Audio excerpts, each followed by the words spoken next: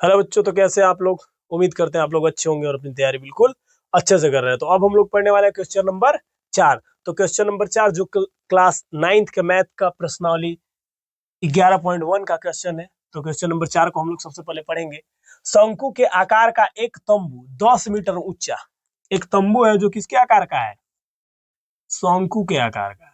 इस प्रकार से शंकु के आकार का है और इसकी ऊंचाई दी गई है, अर्थात यहां से यहां तक कितना है? ये बोलता है 10 मीटर ऊंचा है, 10 मीटर ऊंचा। और इसके आधार की त्रिज्या, रेडियस भी दी गई है, कितना है? 24 मीटर है, अर्थात ये बहुत लंबा चौड़ा है, 24 मीटर है। ज्ञात कीजिए तंबू की तिर्यक ऊंचाई, यानी कि एल हम लोग को ज्ञात करना है, और तंबू में लगे कैनवास की लागत। यदि 1 मीटर स्क्वायर कैनवास की लागत कितना है? 70 रुपए है, तो इसमें कुल कितना कैनवास लगा है ये हम लोग को ज्ञात करना है। तो पहला नंबर क्वेश्चन हम लोग सोल्व करेंगे।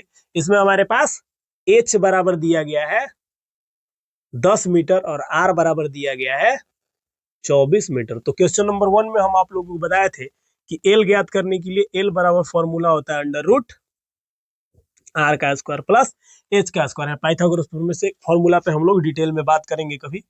तो यहाँ पे हम लोगों को क्या ज्ञात करना है? एल ज्ञात करना है। तो एल बराबर सिंपल क्या हो जाएगा? अंडर रूट आर का स्क्वायर प्लस एच का स्क्वायर। तो एल बराबर अंडर रूट आर का स्क्वायर, आर हमारे पास दिया गया है 24, तो 24 का स्क्वायर प्लस एच बराबर दिया गया है 10, तो 10 का स्क्वायर हो जाएगा। और इसका जब आप स्क्वायर कीजिएगा तो आंसर क्या आ जाएगा? 24 का स्क्वायर आता है 576 और 10 का स्क्वायर आता है 100। और इसको आप जोड़ेंगे तो 500 और 1 600, कितना हो जाएगा? अंडर रूट में 676, और इसका वर्गमूल आप निकालेंगे तो आपका आएगा 26। वर्गमूल में आपको अगर दिक्कत है तो यहाँ पे हम लोग सामने निकाल लेते हैं। इधर से जोड़ा लगाते हैं, 2 दूना 4, 2 बचेगा 2 प्लस 2 और 2 कितना हो जाएगा? 4 उतारेंगे 7 6, तो यहाँ पे कट जाएगा 6 6 36 और 6 6 चौका 24 और 3 27, तो 26 आ जाएगा। 26 मीटर में है तो यहाँ पे लिख लेंगे मीटर। ये हमारा क्या आ गया?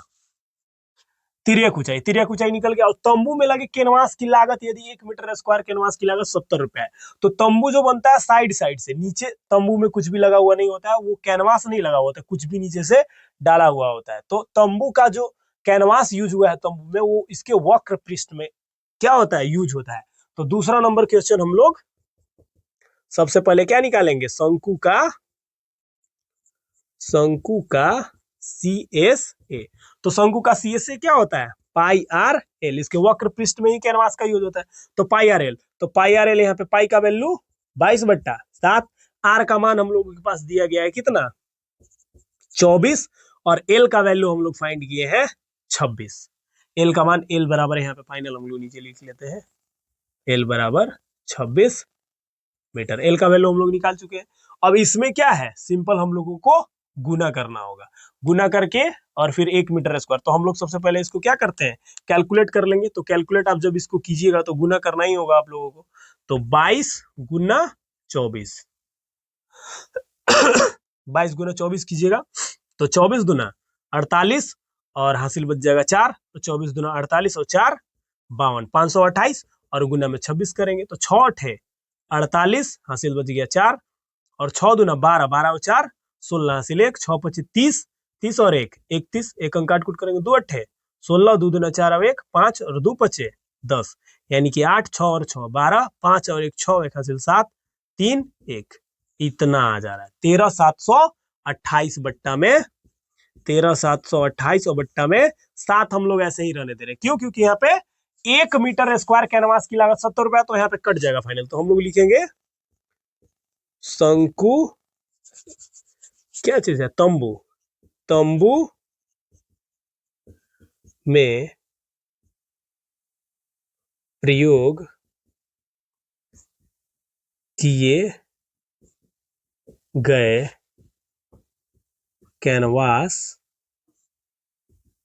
की लागत।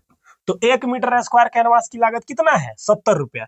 तो यहाँ पे इतना मीटर स्क्वायर जो आया है इसका लागत कितना हो जाएगा? तो यहाँ पे डायरेक्ट लिख देंगे 13,728 बट्टा में 7 और गुना में 70, क्योंकि 1 मीटर स्क्वायर की जो लागत है 70 रुपया है, तो 728/7 मीटर स्क्वायर का इतना से गुना, तो 7 से इसमें भाग काटिएगा तो 7 दहा 70 और 10 से गुना कीजिएगा तो 1 से गुना सिंपल हो जाता है 13,728 और एक जीरो यहाँ पे आ जाएगा।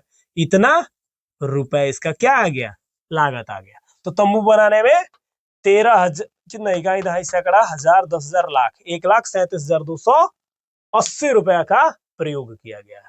बहुत सिंपल क्वेश्चन है।